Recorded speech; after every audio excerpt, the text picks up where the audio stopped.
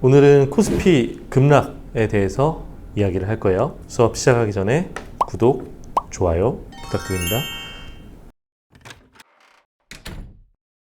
현재 시간이 2024년 8월 2일 14시 넘어가고 있네요. 그러니까 오후 2시가 좀 넘었는데요. 현재 코스피가 마이너스 3.2% 하락 중이고요. 코스닥은 3.4% 하락 중이에요. 지금 하루에 코스피가 3% 이상 떨어지는 일이 사실 뭐 세계 금융 위기라든지 뭐 IMF라든지 이런 경제 위기가 오지 않는 이상, 뭐 코로나가 왔다든지 그러지 않는 이상 거의 보기가 힘든 상황인데 현재 하락이라는 표현이 부족하죠. 폭락을 하고 있는데 장중에 지금 80포인트 이상 떨어진 거는 2022년 6월 13일 이후에 처음 있는 일이에요.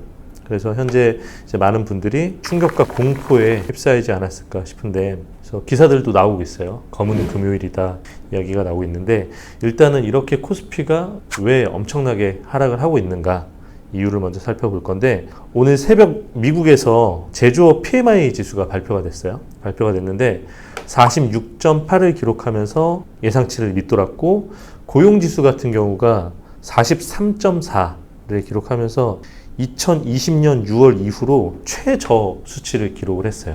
그러니까 경기와 고용이 둘 다 좋지 않다라는 이제 결과가 나온 거고, 그러면서 이제 우리가 흔히 공포 지수라고 부르는 이제 빅스 지수가 있죠. 빅스 지수도 급등을 해서 18을 넘어간 상태인데, 지난 4월이죠. 4월에 중동에서 이제 이스라엘과 하마스 이제 전쟁 위기가 고조됐을 때, 그때 이제 순간적으로 18을 넘어가고, 그러니까 그때 수준까지 올라간 거예요. 그래서 월가에서는 이번 이제 FOMC 때 금리를 동결하고 이제 다음 FOMC 회의죠. 9월 인하를 시사했는데 이게 이미 타이밍을 놓친 게 아니냐라는 비난이 나오고 있어요. 그래서 금리 인하 타이밍을 놓쳐서 경기 침체에 빠지는 것이 아닌가라는 이제 우려를 하고 있는 거고, 상반기에 이미 물가가 잡힌다는 시그널들이 이제 나오고 있었잖아요. 그래서 시그널들이 확인이 됐고, 그랬다면 적당한 타이밍에 금리 인하를 했어야 하는데, 지금 이제 기업이라든지 시장 전체에 부담이 되는 이제 5%가 넘는 이 기준금리를 너무 오랜 기간 동안 유지했다.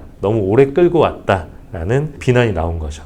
그러면서 인텔 같은 경우에 주가가 무려 19%가 이제 하락을 했고, 동시에 전체 인력의 15%를 감축한다는 구조조정 계획이 이제 발표가 됐어요. 이제 그런 소식이 전해지면서 이게 인텔만의 문제가 아니라 이런 기업의 이제 파산이나 구조 조정이 연쇄적으로 이어지지 않을까라는 우려가 전해지면서 결국 다우, S&P, 나스닥 3대 지수가 모두 하락을 했고, 그 중에 이제 나스닥이 2.3%로 이제 낙폭이 가장 큰 이제 결과가 나왔습니다. 그래서 현재 많은 분들이 주식시장이 이제 폭락이 일어나니까 공포감에 쌓여서 패닉셀링을 하는 경우가 많죠. 그 중에서도 특히 이제 주식시장이 최근에 워낙 좋았다 보니까 최근에 투자를 시작한 분들이 있을 거예요. 그런 분들이 이제 덜컥 겁을 먹고 시장을 떠나는 경우가 굉장히 많아요. 그런데 보통 이제 떠나면서 이런 얘기를 하죠. 내가 다시는 주식 투자하지 않는다. 그리고 역시 주식이라는 게 잘못하면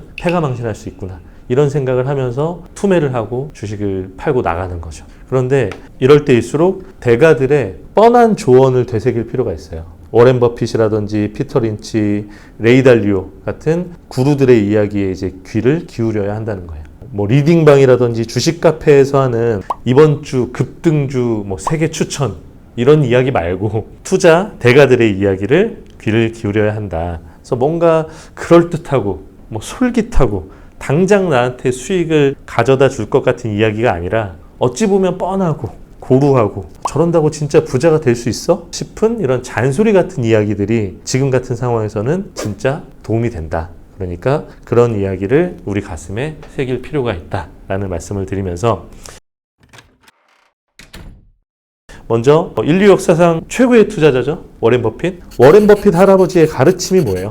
저평가된 주식에 장기 투자해라. 이 이야기잖아요. 그리고 뭘 사야 될지 모르겠다면 묻지도 따지지도 말고 S&P 500에 투자해라. 아주 단순하죠. 그리고 인덱스 펀드를 이제 만들었던 현재 세계 2위의 자산운용사 뱅가드를 창립하신 분이죠. 돌아가셨지만 존 보글 할아버지. 존 보글 할아버지는 생전에 뭐라고 그랬어요? 모든 주식을 소유하라 라고 했잖아요. 책 제목 자체가 모든 주식을 소유하라잖아요. 그래서 시장은 결국 우상향할 것이고 결국 시간이 수익을 가져다 줄 거다. 그러니까 모든 주식에 오래 투자해라. 워렌 버핏 할아버지의 내용과 비슷하죠. 그리고 브리지워터 헤지펀드의 대표인 레이 달리오. 레이 달리오는 시장과 물가가 변화하니까 그런 변화에 따라서 언제든지 안전한 수익을 낼 수 있는 사계절 포트폴리오를 강조했죠. 그래서 크게 수익을 내는 것보다 더 중요한 게 크게 잃지 않는 것이 중요하다. 그러니까 사계절, 계절이 변화하는 것에 따라서 포트폴리오를 변화할 수 있고 분산을 하는 것이 중요하다라는 이야기를 했고요. 인사이트가 굉장히 좀 넘쳤던 전설적인 투자자 중 하나죠. 피터 린치는 이런 얘기를 했어요. 성공한 투자자라면 10번에 6번 정도는 맞출 수 있을 거다라는 얘기를 했어요. 그러니까 시장은 언제나 상승과 하락을 반복한다는 소리예요. 그 중에 절반보다 조금만 더 맞춰도 유능한 투자자, 천재적인 투자자라는 거예요. 그러니까 하락하는 거에 너무 민감하고 크게 반응하지 말라는 거예요. 시장은 원래 그런 거니까. 그래서 시장을 떠나지 말고 하락에 익숙해져라. 실패에 익숙해져라. 그리고 실패보다 약간만 더 성공하면 주식 투자에서는 성공할 수 있다. 이런 얘기를 한 거고요. 그러니까 역사상 손에 꼽는 위대한 투자자들의 조언은 굉장히 단순해요. 한 문장으로 요약을 하면 단기간의 등락에 영향받지 말고 자산을 배분해서 장기간 꾸준히 매수해라. 이렇게 정리할 수 있겠죠. 중요한 건 이거를 지키기가 어렵다라는 게 이제 중요한 건데 어쨌든 메시지 자체는 굉장히 단순하다. 단순한 걸 오래 지속하는 게 이제 어려울 뿐이다. 모건 하우절이 자기의 책 이제 돈의 심리학에서 이런 얘기를 했어요. 1900년부터 2019년까지 대략 이제 100년이 넘는 기간 동안에 주식이 상승한 달이 있겠죠. 그리고 하락한 달이 있을 거예요. 상승한 달이 몇 개월이냐? 1100개월 정도가 주식이 상승한 달이에요. 그리고 나머지 300개월이 좀 넘는 기간이 주식이 하락한 달이에요.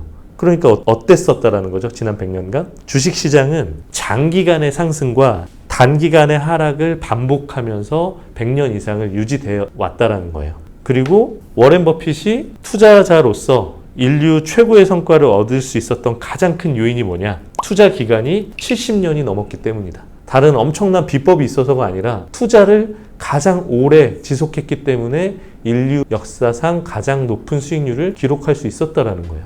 그리고 워렌 버핏이 현재 갖고 있는 자산의 90% 이상이 언제 이루어졌냐? 투자 기간 후반, 마지막 20년 안에 90%의 자산이 형성됐다는 거예요. 그러니까 당장 큰 손실로 패닉에 빠져서 투매를 하는 분들 계실 텐데 이럴 때일수록 대가들이 강조한 기본과 원칙을 잊지 마시고 일단은 매매창 계속 쳐다보지 마시고 일단 매매창을 좀 닫아둔 상태로 차분하게 대응하면 어떨까라는 생각을 하면서 오늘 수업은 여기서 마치겠습니다. 수업 끝.